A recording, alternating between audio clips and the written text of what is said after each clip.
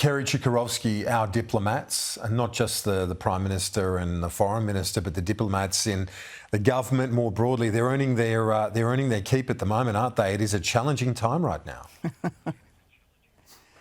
It certainly is a challenging time, and I think we could be a little bit generous and say that given the chaos that sometimes prevails in Washington, it may have just been coincidental that those remarks were made, and rather than a strategic placement of those comments. Who knows what happens with some of the people over there. But I think the issue is that it is a difficult time, particularly for the Prime Minister, because the Prime Minister is in China, and I heard his comments. You know, he has been there before. He made the point he's not the first Prime Minister who's gone to China before they've gone to the United States, so I think we can all accept that.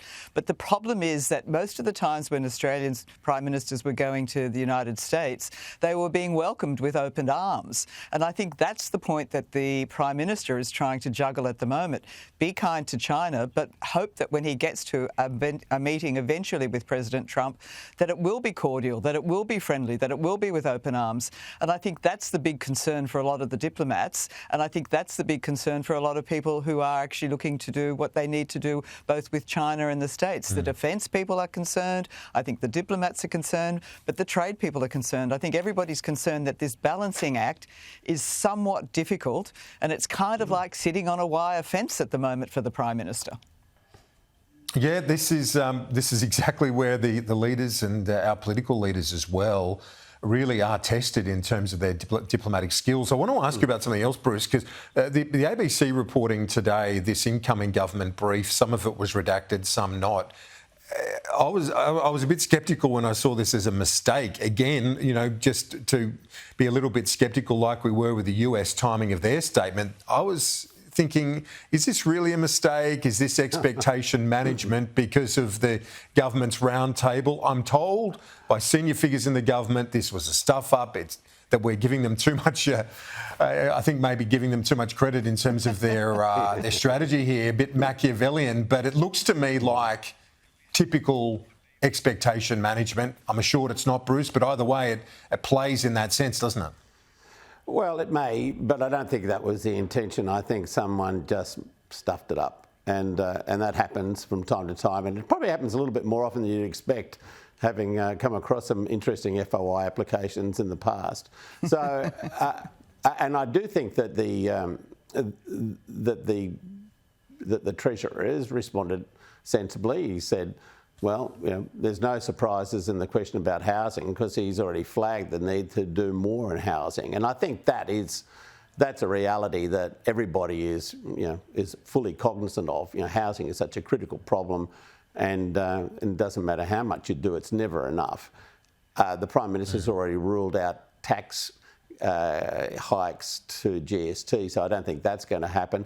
But Jim Chalmers was also saying, well, you can do, when he does have his productivity roundtable, he fully expects, you know, certain interests to be saying, well, look, you could change the tax here and make some compensations in other areas with taxation to make it more effective and efficient. So I don't think they're ruling out changes to the taxation regimes. No. It's just the way in which it's applied, I think, is going to be the question. Yeah. And the importance being to increase productivity rather than relying too much on tax. Yeah, Kerry, there's nothing too damaging in that element. You know, if it, as Bruce says, it was just a mistake, and the Treasurer said that as well. But talking about the need to reduce spending, increase revenue, I don't think there was any economist who will fall off their seat reading that. No, and Kieran, I've always subscribed to the theory when it comes between a choice of conspiracy and stuff up, go for stuff up every time. Exactly. But I also think that the problem that that the Treasurer has is that, you know, how much flexibility does he have to actually change taxes? You know, what is he going to trade off? I mean, the GST has already been ruled out, so you can't be increasing the GST. So what tweaks or what substantial changes can you make that will actually leave people better off? I mean, and that's the issue. We need to increase need to make sure that we can pay for all the spending that we're being involved in. We don't actually want to make people's lives more burdensome. So if you start to increase tax burdens, and that's going to be a bit of a difficult problem to sell politically, but what other taxes can you change? Are you going to talk about changing corporate rates of taxation? Are you talking about changing capital gains? Are you talking about changing, what we've already talked about, the change to the superannuation? Is there going to be further changes there? So every single change that they can possibly put on the table is going to have consequences. Yeah. And those consequences are going to be the difficult political decisions that the government is going to make if they are genuinely talking about tax reform. Kerry, Bruce, thank you both. I look forward to seeing you next week.